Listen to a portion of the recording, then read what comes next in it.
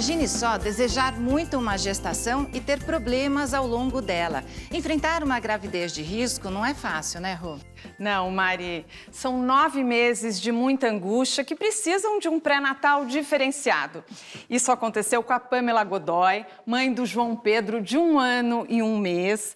Pamela, por que a sua gravidez foi considerada de risco? A minha gestação foi de risco porque eu já sou diabética antes da gravidez. E quando o presente veio, quando o bebê veio, todos os cuidados tiveram que ser redobrados, triplicados e foi bem difícil. Daqui a pouco, então, você conta como foram esses cuidados. Com certeza. Vários motivos podem levar aí a uma gestação de risco e também está com a gente a ginecologista Lígia Rodrigues Santos. Doutora Lígia, quando que uma gravidez é considerada de risco? Bom, existem vários fatores que podem interferir para que uma gestação seja considerada de risco. Pode ser questões socioeconômicas, como trabalho, questão emocional, doenças pré-existentes, idade da mãe, enfim, é uma infinidade de problemas. A gente considera a gestação de risco qualquer gestação que tenha um potencial de um desfecho ruim, que pode ser em relação à mãe, ao bebê, ou até mesmo aos dois. A Pamela tinha uma doença pré-existente, então você já sabia que a sua gravidez seria de risco e você fez um pré-natal diferenciado, Pamela? Não, porque o presente veio meio fora, veio meio de surpresa. Mas eu descobri o diabetes com 6 anos antes da gravidez. E aí, quando soube da gravidez, estava no meio do tratamento, então foi uma surpresa. Eu não consegui fazer o antes, a preparação. Mas aí, quando você ficou sabendo, quando aí eu sim. fiquei sabendo, foram 9 meses de muito ultrassom, muitos destros, muita insulina, muitas preocupações. Doutora Lígia, quando uma gravidez é considerada de risco, a gestante precisa de um acompanhamento diferenciado e ela tem direito a isso. Como é que é, principalmente na rede pública? Então, a gestante de risco, ela tem sim o direito de ter um acompanhamento diferenciado, porque a gente tem que saber como é que está evoluindo essa gestação e como é que está evoluindo o bebê. Então, é uma gestante que vai fazer, como a Pamela mesmo disse, são mais consultas, são mais exames, precisa muitas vezes de um acompanhamento multidisciplinar, então não é só o obstetra, muitas vezes tem que ter um enfermeiro, um fisioterapeuta, psicólogo, dependendo da situação. O SUS garante que você tenha esse acesso por lei, mas a gente sabe que dependendo do lugar onde vive, que é muito difícil. E Lígia, no caso da Pamela, que tem diabetes, os riscos são para a mulher e para o bebê também? Sim, em relação aos dois. O diabetes, quando ele não é bem controlado, pode gerar malformações fetais. Então, por exemplo, uma das mais comuns é uma formação cardíaca. O bebê ele cresce demais quando ele está descontrolado. Isso vai gerar um parto mais difícil, ou a cesariana, que a gente tem que lembrar que também é um desfecho desfavorável, né? O normal seria sempre nascer vaginal. A mãe pode descompensar durante a gestação, porque a gestação exige uma produção diferenciada de insulina, por conta do ganho de peso, então ela pode depois ter problemas em relação ao próprio diabetes mesmo, cetoacidose e outras coisas mais. No seu caso, você precisou ficar de repouso e daí na hora do nascimento teve algum problema? Ou o bebê teve algum problema? Não, graças a Deus não aconteceu nenhum problema, mas desde quando eu descobri, os ultrassons, em vez de serem mensais, acabaram sendo quinzenais. E os problemas mesmo começaram a aparecer depois do 6º mês, que é o que a doutora falou. O bebê começou a crescer muito e ficar com muito peso, muito inchadinho. Então, ele teve um dos ventrículos, o ventrículo esquerdo do cérebro, estava um pouco dilatado. E aí eu fiz a ressonância para poder acompanhar direitinho. E um dos rins também, o esquerdo, estava um pouquinho dilatado dele. Porque por conta do ambiente hiperglicêmico, ele fazia muito xixi. E aí o rim ficou um pouquinho dilatado. Aí quando do 6º mês para frente, que ele começou a ganhar muito peso, aí eu comecei a fazer muitos exames quase semanais para acompanhar. E quando eu cheguei no final da gestação, a gente ia fazer a cesárea com 38, tivemos que adiantar para 36 para poder ele nascer ele seria muito mais saudável fora do ambiente do útero do que dentro ainda. Então, com 36, a gente E você fez a teve cesárea. indicação de fazer cesárea? Cesárea. Tá legal. Ó, e tem muitas perguntas de telespectadores sobre o assunto. A Giovana Fernandes, de São Paulo, fez a seguinte pergunta. Gostaria de saber se existem pessoas que têm mais tendência a ter gravidez de risco que outras, doutora? Bom, existem sim, mas isso depende, como eu falei antes, de diversos fatores.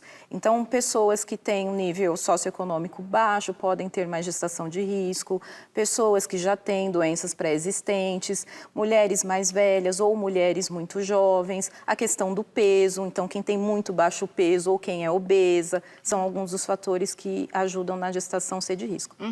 Olha, e a Aline Oliveira, de Miguel Calmon, na Bahia, pergunta: tenho um problema cardíaco, já tenho uma filha de uma gestação de alto risco, mas tenho desejo de ser mãe novamente e tenho muito medo. Seria muito risco a minha vida uma nova gestação?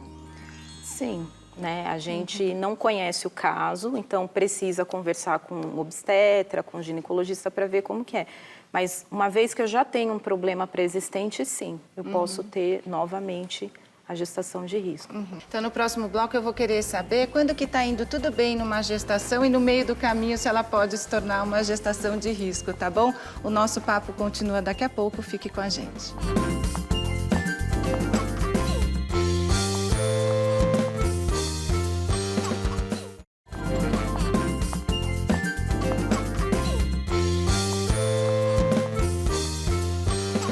Estamos de volta com o Momento Papo de Mãe e o assunto é gravidez de risco.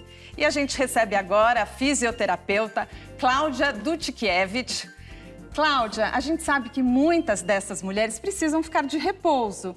E o que é recomendado para elas? Essa mãe que fica mais limitada na parte do repouso, ela precisa ter atenção em alguns pontos importantes. O primeiro deles, como a mãe às vezes acaba não mudando muito de posição, a parte respiratória, a manutenção da boa condição pulmonar é muito importante. Então, o fisioterapeuta já começa entrando para avaliar muito a parte respiratória dessa mãe.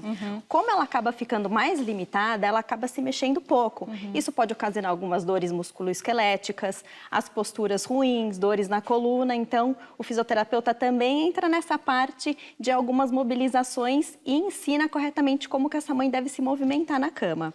A parte circulatória, a gente sabe que quando a gente fica muito tempo parada, às vezes as pernas incham, os braços incham. É um perigo até de trombose, Sim, exatamente. Né? Então, o fisioterapeuta, ele entra nas orientações da parte circulatória e, se precisar, ajuda a fazer esses movimentos com a mamãe. E esse trabalho pode ser feito em casa e pode ser feito no hospital também? Casa. Porque muitas mulheres também ficam internadas. Hoje em dia, né, o fisioterapeuta está presente nos centros médicos, né, nos hospitais, mas se a mãe está em casa, é muito importante que o fisioterapeuta vá visitá-la e vá acompanhar esse processo todo. Que trabalho importante. Sim. Cláudia, muito obrigada pela presença aqui no Momento Papo de Mãe. Você tem rede social para deixar?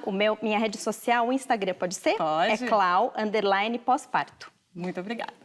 Olha que trabalho importante, né, doutora Lígia? Eu queria saber, na rede pública tem fisioterapeuta também para essas mães que precisam, muitas vezes, essas gestantes que precisam ficar internadas?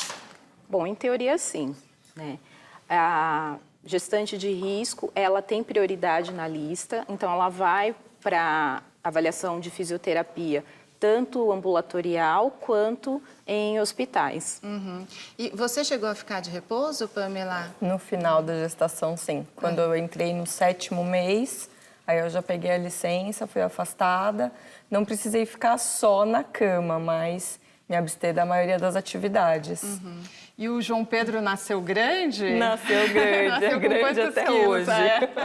Nasceu com 3,9 kg, de 36 semanas, com 52 centímetros. E quem tem uma doença como a diabetes, né, doutora, não pode interromper o tratamento mesmo durante a gestação, tem que continuar o tratamento. Tem. É obrigatório, é extremamente importante que essa diabetes esteja bem controlada, para evitar esse tipo de problema. Bebê grande não é bom. A gente tem uma bacia de um tamanho limitado, então o bebê ele tem que ter um tamanho correto. Os bebês maiores, eles podem ter problema no parto, de passagem mesmo, por isso que a gente opta pela cesariana. E eles crescem demais porque tem muito açúcar no sangue e o bebê acaba engordando por conta do açúcar do sangue da mãe que passa pela placenta. Então, quer dizer que o bebê que nasce gordinho por uma situação dessa, não é porque a primeira impressão é que bebê saudável nasceu gordinho. Mas não, ele pode até ter um problema de saúde por causa disso. Sim, a gente fica com aquela imagem do bebê gordinho, saudável, mas na verdade esse bebê ele está com muita insulina, muita glicose no sangue, e aí, por consequência, o pâncreas dele produz muita insulina. Então, a primeira resposta é dele ficar doente mesmo, ficar com hipoglicemia logo pós-parto. Foi exatamente o que aconteceu. Aconteceu? Mas hoje ele está bem. Tá, hoje ele está bem, não tem problema nenhum. Mas logo que ele nasceu, ele teve uma hipoglicemia e aí ficou de observação na UTI. E, doutora, como eu comentei, né, existe uma gravidez que está indo tudo bem e no meio do caminho ela pode se tornar uma gravidez de risco? Sim, qualquer gestação pode se tornar de risco em qualquer momento da gestação. Por isso é importante o pré-natal, ser o mais precoce possível e ser bem acompanhado. E, doutora, eu tenho agora uma pergunta da Thalita Drum, que é do Rio de Janeiro.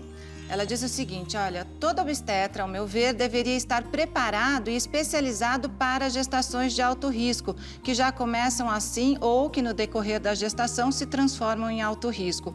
Qual a sua opinião sobre isso? Eles estão mesmo preparados ou não, doutora? Não, todo obstetra não está preparado para gestações de alto risco, até porque a medicina avançou muito. Então, tem obstetras, por exemplo, que se especializam em diabetes, que se especializam em hipertensão, mas ainda que você não encontre um obstetra especializado na sua doença específica, todo obstetra tem um mínimo de capacitação para poder ajudar.